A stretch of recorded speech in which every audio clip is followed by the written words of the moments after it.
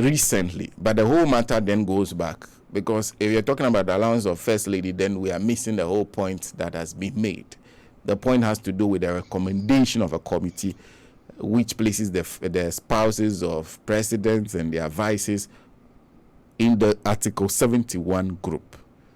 So what do you make of, but let me just ask you, first of all, what do you make of the recommendation and everything that has followed subsequently? Senator, thank you once again. You see, this clearly tells us that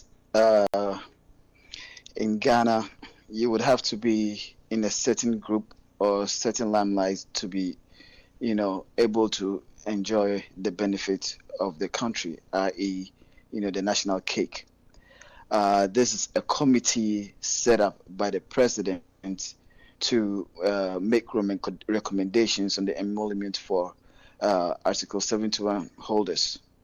Now, in the wisdom of these, I would put them eminent, quote and unquote, because I believe that they may have distinguished themselves, in their own private capacity, of which the president believes that they are better placed to form a committee and make such recommendations. Now, you would want to question the wisdom, the idea, the whole sense behind why they would want to sit down and think that the first lady, the second lady, deserves to be paid just like a cabinet minister.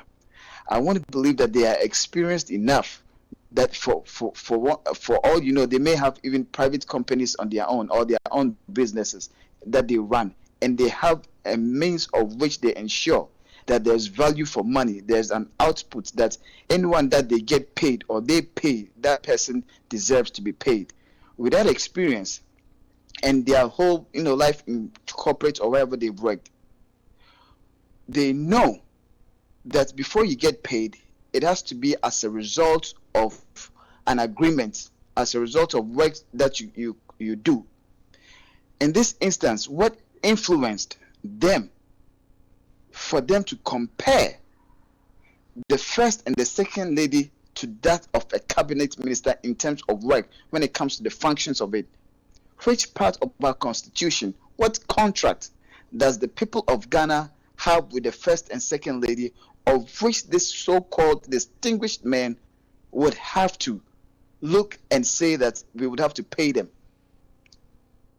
If there's no constitutionally any legal backing with this, what it means is that they were there at the whims and caprices and just listening to a political figure, maybe the president would have to bow their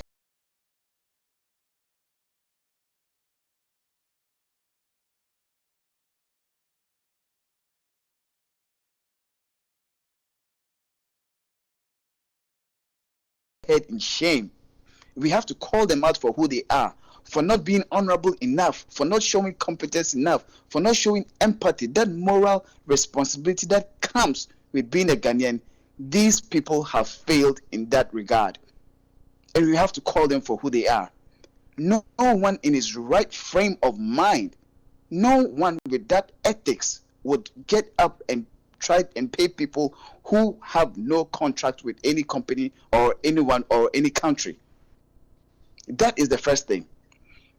So the first point of call for you is that we go to the committee. Exactly, and call them out, mention their names, and question them. What influenced the decision to decide to put the first and second lady on a payroll and that of a cabinet minister? They would have to answer that. Who advised them? Who pushed them? Who mooted that idea?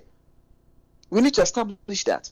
What brains went into it? What's the sense in it as a committee that you've sat down, of which you have a lot of work to do within that parameters of what you're supposed to do?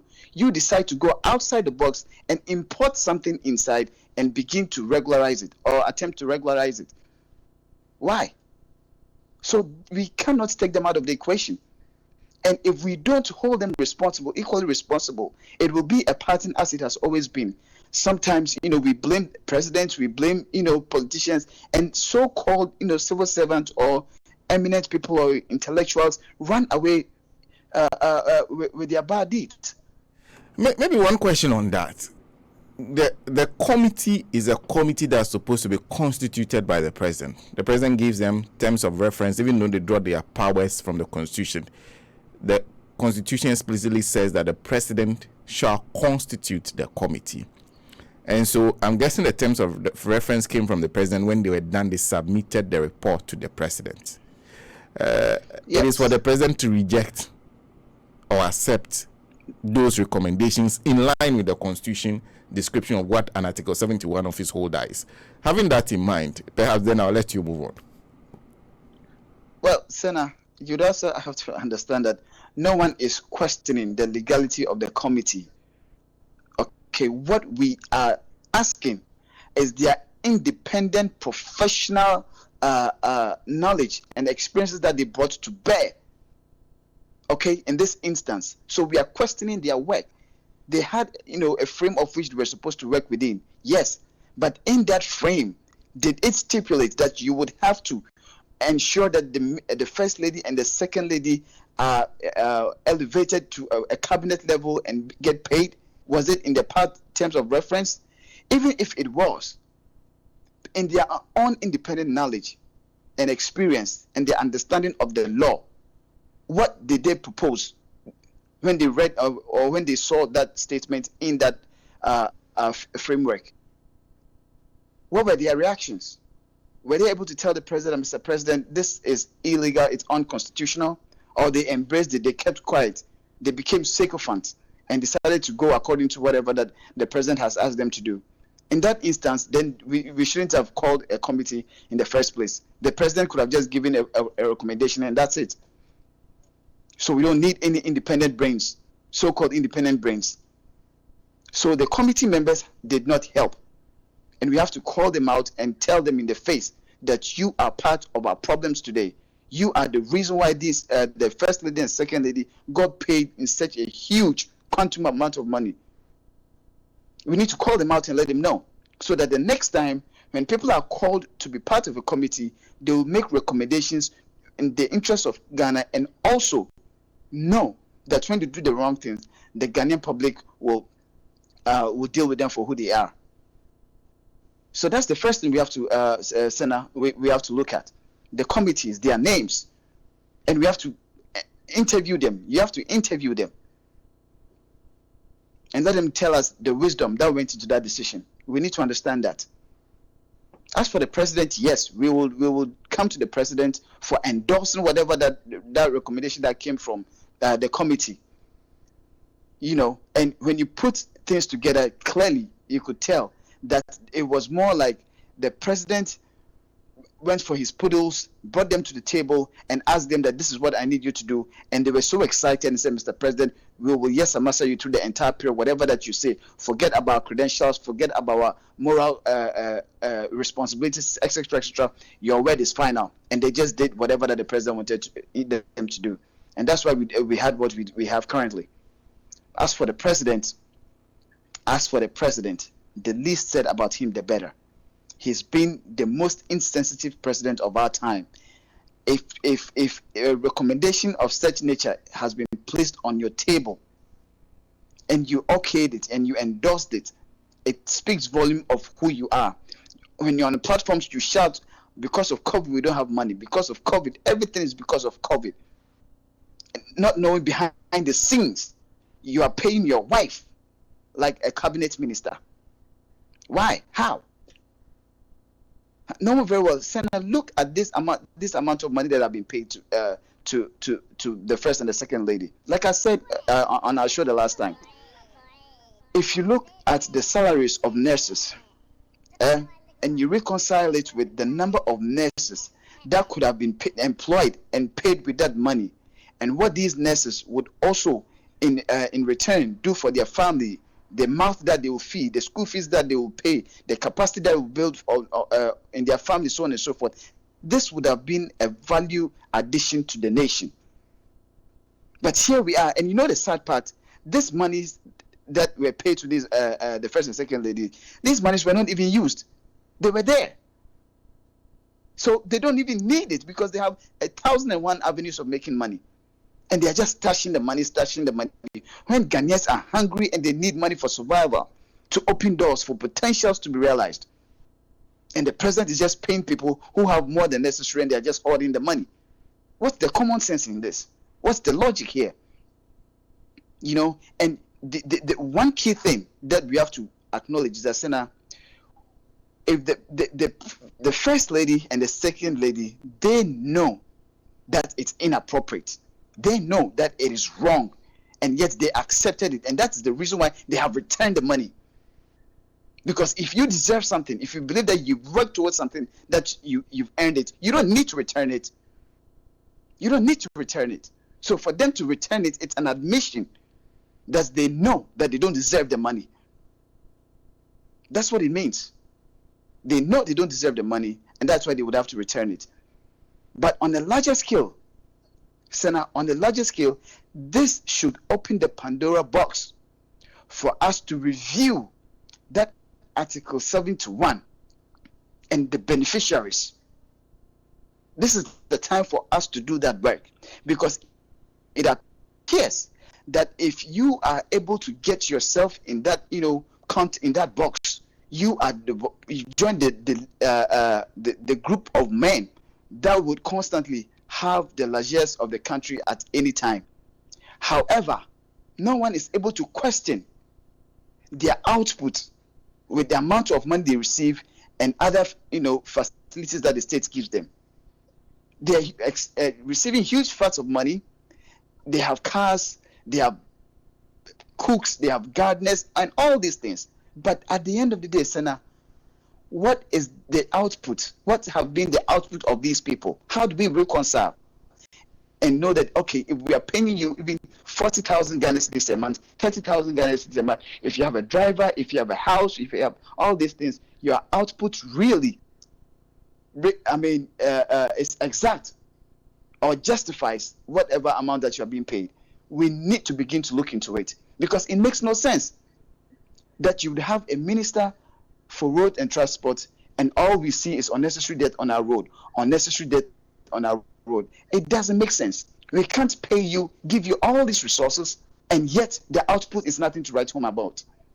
It makes no sense. Okay, so it's time for us to review this Article 71 holders and ensure that anyone who gets the better or a good portion of it means that he's doing a good job to justify what he's getting. In the absence of that, it doesn't matter whether you hold MBA or Q, whatever credentials that you have. It is of no consequence. It is not relevant to the plight of the ordinary Ghanaian when they can't see the value of your work or your worth, and all they do is that the taxpayers' money is constantly given to you in huge amounts. So we have to review that. So okay, are we reviewing? So is it a review of the provision in the Constitution? Yes, we need to do that. You see, Senna, point is, there's one thing that we seem to forget. Okay, the resources would have to be distributed equitably. It has to make sense. Okay, you cannot create a huge gap between the rich and the poor.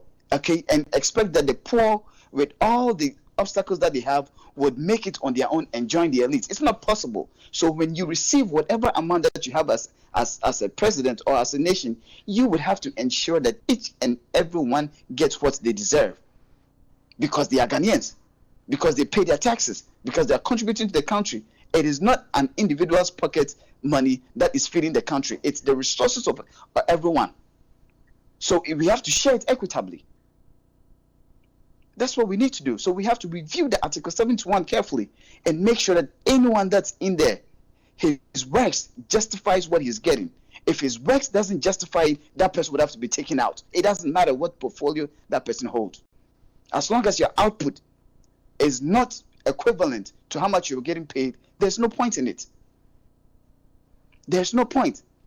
So if you're a minister and your ministry is not functioning properly, and we are having problems with state agencies and institutions, then you don't deserve to be there. because you're being paid that much to make sure you fix these problems. You get what I'm trying to say? If a finance minister comes out and tells us that they don't have money, that is your job. Go and look for the money. We don't care. If people are not paying taxes, you have the power to go and take the taxes from the people. So go and do your job. Don't come and complain, and this whole mindset that Ghana, we don't have money, and everything we blame everybody, with the exception of the people that we are paying to get the job done. We have a problem, and that's what we are seeing right now. If we decide to delve into it, it will be worse. We will see worse things than what it is. Okay? Go to Bank of Ghana, go to SNET, go to GNPC, and all these institutions that are said to be autonomous, but at the end of the day, they are surviving on the taxpayer or the resources of Ghana. Go there and you will see how much people are making out there and their output. Okay? So we have to begin to review that and make sure that Ghanaians get value for money.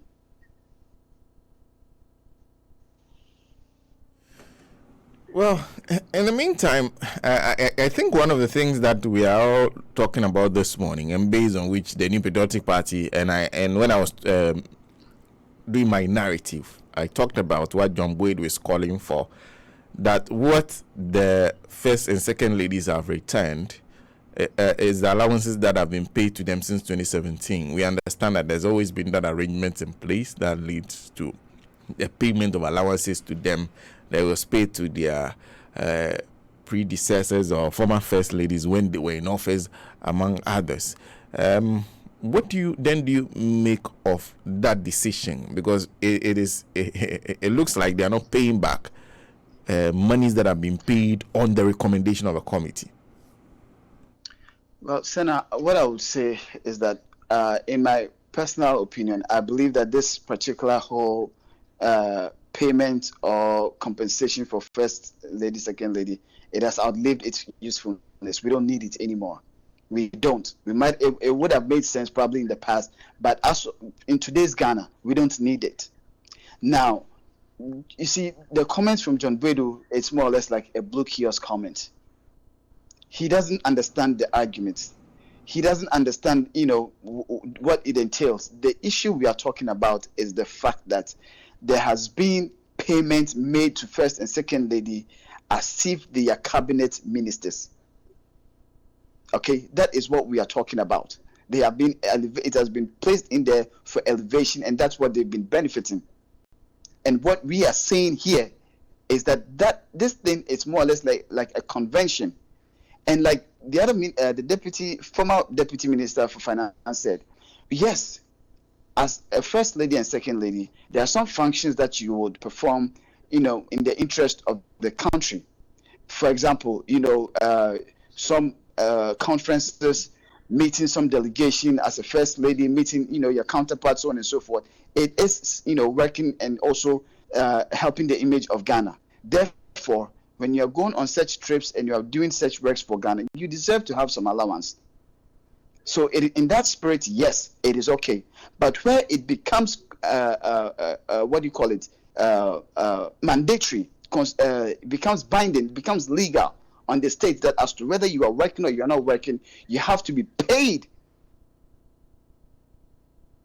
as if we have a contract with you as a first and second lady. That is what we are objecting to. So John Boyd himself would have to abreast himself with what it is and stop the mere propaganda. This is not what it is.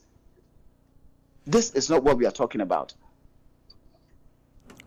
Well, Arnold, thank you very much for making time to speak to us. Thank you, Senator, for having me. Thank you. Have a good morning. You too. Arnold Appiah is president of the NDC Pro Forum North America, joining us this early morning.